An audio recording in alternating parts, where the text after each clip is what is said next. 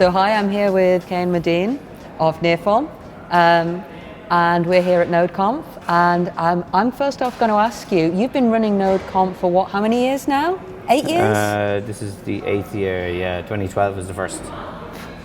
Why on earth would you put yourself through running a conference for 8 years? Yeah, a lot of people have asked me that. It's fun. It's something where I think you're adding value to what's going on around you, and I just love bringing all these people together from all over the world and seeing what happens, and a lot of shared ideas and energy and all that kind of stuff. I love seeing new groups of people meeting, and the conference being kind of a focal point for new friendships, new collaborations, sharing of ideas, and all that good stuff. And often you see new things emerge as a result of the conference, and that's why I do it. Really, yeah. I understand we've got an example of that here this year as well. Oh yeah. So our first conference in 2012. One of the speakers was the CTO for a startup, and he came to the conference from San Francisco last minute, just decided to come over. And the day after the conference we did a NodeCopter event. So it was the second ever NodeCopter event. The first event had been on 2 weeks before at JSConf EU. Right. And Chris, the guy that was over the day after the event, I could see he was sitting there at this NodeCopter event, programming flying robots from a REPL using JavaScript. Yeah. And I could just see that the cogs were going off in his head. I could see that he was really going, oh my God, he was literally the world was changing for him, in that hack event. And 6 months later, then he had started a business called Skycatch. And it's all they built everything using JavaScript in the early days. Yeah. They've raised $50 million at this stage. Google, everyone, loads of big companies are in there having invested in them. They've got their technology platform is just, it's unbelievable. And they're actually back here this year sponsoring. So it's a nice kind of we've come full circle. Yeah. And again, that was one of the things. I kind of think about a conference like a petri dish. Where different ideas and different people from different cultures are meeting up in this one place, and we just try and provide an environment for them to then start talking together, working on stuff and all that, and sometimes new things grow from all the bacteria that attendee bacteria. You don't think of us as bacteria, really, do you? Definitely. But sure, people are just bacteria with legs, really, Okay. In some respects. Yeah. I certainly am. I must say, I think the 4th or 5th year I've been here, and just seeing the number of people who come back over and over again just shows just what a great community you've built here as well. Yeah, it's interesting actually. There was a gentleman outside last night who pulled me over, and he said, "Oh, I didn't recognize you," and one of his friends was coming to NodeConf 5 years ago. Yeah. And he was just on holidays in Ireland, and he dropped his friend to the thing and I said, "Oh, come in, you can just hang out with us," and I gave him a room and all that. And he's attended this year, and he's not a Node programmer, but he just loves the community and the energy and the rest of it. So this is a place that he likes to go now, and you meet people of similar interests and similar kind of a spirit and all that kind of thing. It's kind of it's almost like a holiday for Nodey people. With a lot of learning involved as well. So I always come away with absolutely stuffed full of new ideas. Yeah. Speaking of new ideas, so we could talk about your talk for a while. Oh yeah, I kind of came across this thing a few years ago. I'd once in the past going to be an art student, and I was quite obsessed by Impressionist art and the history of Impressionism and all that kind of thing. And I decided not to go to art school. I went and did computer science for some strange reason. And anyway, after lots of struggle, I'm back here, and I've kind of spotted something that I think is quite akin to the Impressionist movement, which is the types of people and the kind of the spirit of the group of people that have been around from the very early days, and around how they collaborate, how they create new things, how they reimagine new things, and all that stuff. So. I think in particular with the Node community, it is an artistic community at its root, I think that's actually a really important point for people who are thinking about interacting with a community of where a large amount of the value in the ecosystem is being created by people that are more in the artistic kind of bucket. People have different level of emotional attachment to the work that they've created, and all that kind of stuff. And because it's moved across into the enterprise in a pretty serious way, I think for people in the enterprise to understand that a lot of the value that they're getting is coming from people who have created things, but they haven't created them, in the pursuit of making money. They've created them because they've had some really interesting ideas and they've wanted to collaborate on them and work on them and stuff like that. So one of the really big things I think coming out of this is how as a enterprise audience or enterprise community, we can think about how we can support that type of work. And at this point in time, there really aren't any easy models to support a community open source type efforts, but I think it's important that we start thinking that way for sure.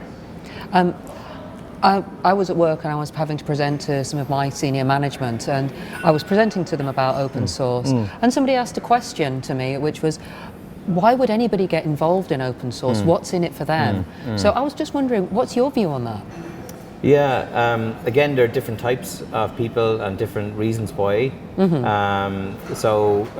Certainly from an enterprise perspective, getting involved in open source can mean a number of things. One, it can mean using open source and bringing that into the enterprise, and in many cases maybe contributing back to the open source project. And for an enterprise audience, or talking about that end of things, that's a good first step on the ladder. You'll more often than likely, or more often than not, you will end up finding, if you're heavily using an open source project, if you have people who are contributing to that project on staff, they're going to be way more productive and way more effective. You're also going to end up probably finding it easier to hire people and developers in, because it's a real signal to the world that there's something more evolved and more interesting going on in the enterprise. The other cohort of people that get involved in open source are kind of creator types. So people who've had an idea or have learnings or philosophies or that kind of thing, they create open source in their own free time. And then they start to, if an idea is good enough and at the right time and all that kind of thing, they'll start to get followers, and a project will start to take off and generate some momentum and all that kind of thing. So I think from an enterprise perspective, I always like to think about open source in the sense that if I'm trying to build a house, and I have all the workmen and work people and all that kind of stuff within, I'm paying all these people to work on it. I don't want to own the designs to the scaffolding I use for the house. I don't want to own the designs for the cavity block or the plumbing equipment or any of that kind of thing. The analogy is that all those things come as open source.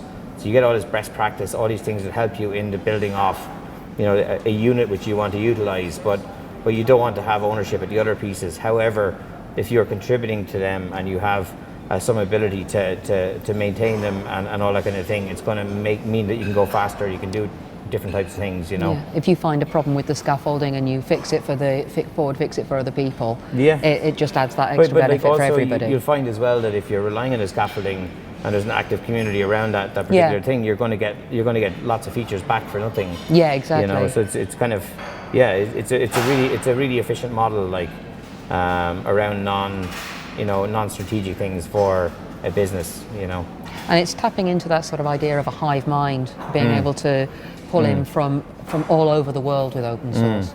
It's really interesting, with the open source community. If you read a bit of economics, like Adam Smith and all these people that kind of contributed to the open market theory and all these things, that actually is at play within an open source community perspective. You get these different projects, and they start to become more valuable as more people start to buy into them. And buying into them doesn't mean paying money for them. It means contributing to them, using them, relying upon them, and all that kind of thing.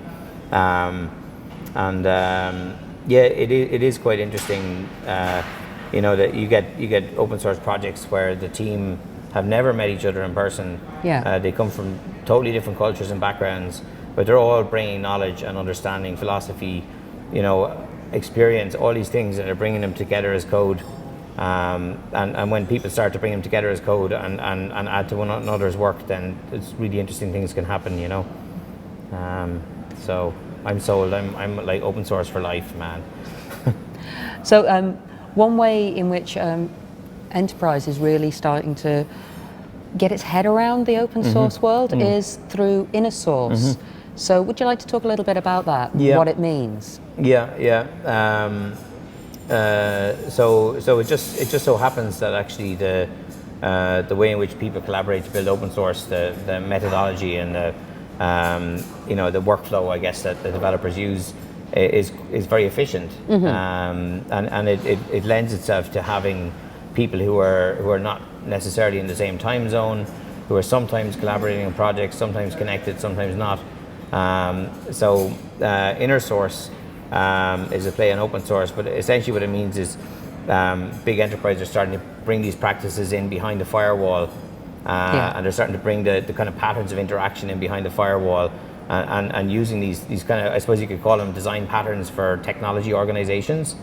They're starting to apply them then to how they're thinking about collaborating. So an example would be like an e-commerce company in the US wants to open up a branch in Japan, and they want to utilize the same code base. Now the core developers in the US are very, very busy working on the core stuff. So how do you spin up a team in Japan, and how do you get them contributing over and back and stuff like that? So there's like a whole lot of design patterns that you can bring to play in that instance. So you've seen like a lot of demand for InnerSource practices in large multinational companies, you know, especially where they've got technology assets that they're trying to share and collaborate on and all that kind of thing. InnerSourceCommons.org is a place anyone who's interested should look. There's tons of really good material there.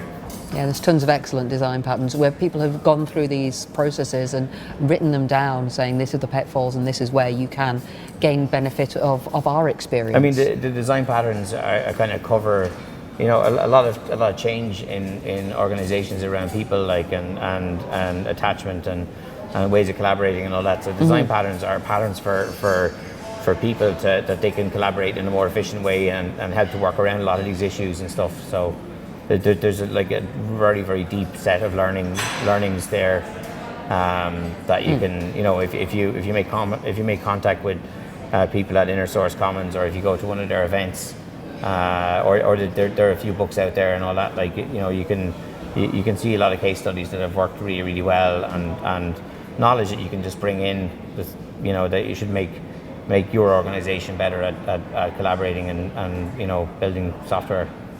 Okay, and how's NearForm supporting this? So NearForm, we've been around about 8 years. We're a big contributor to open source. But we've always believed in unguided support. So we invest about 10% of our revenue in open source and projects, contributors, and all that stuff every year. We don't believe in a kind of open source as a tool for business. We think, like, if you think about open source as a tool, then you are a tool. That's kind of the way we like to talk about it. Like, it wouldn't be right for us to try and kind of poison the direction of a project by saying this is strategically better for us and, you know, bad for other people we compete with or whatever like that. So we have been trying to find ways to at least get some contribution back from the people that are using the open source things that we build and all that over the years, and we've kind of continually failed by trying to apply kind of the playbook that, you know, that's been there for 10-15 years. And so the way that we got interested in InnerSource was, you know, if I could get like an enterprise to contribute back to projects that we're working on, and they're working on things that we would have, you know, already been working on, that's good enough for me, like, you know. So I just want to try and get more people involved in the actual community with a view to growing it and making it more sustainable, and hence the InnerSource is kind of like step one on that ladder, like, you know, try and get them to understand how to collaborate, how to release software in the open source way, and the next step then is like maybe contribute back to projects and all that stuff. So Sure, it's like an entry level for them, so people can practice it's a really within their own practical entry world. point. Yeah, for the enterprise to get involved in this thing, you know. And to start seeing the benefits themselves as well.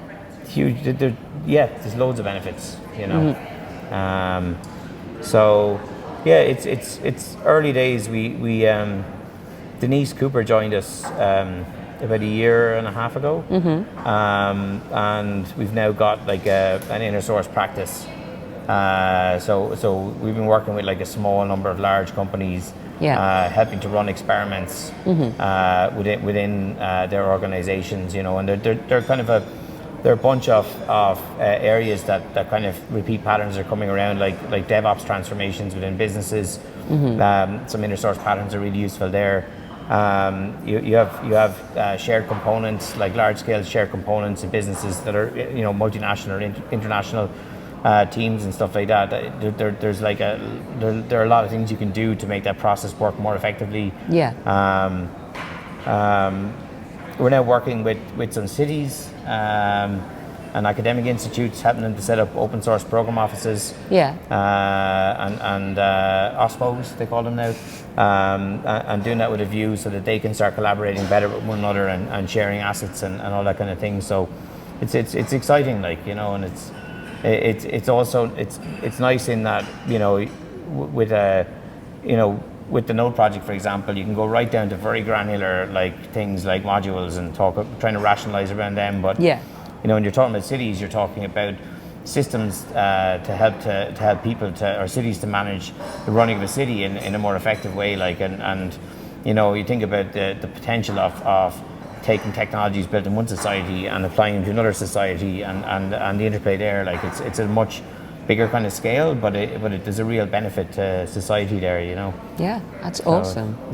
Okay, well, thank you very much. You're welcome. It's been great. We'll see you next year. Yeah, hopefully.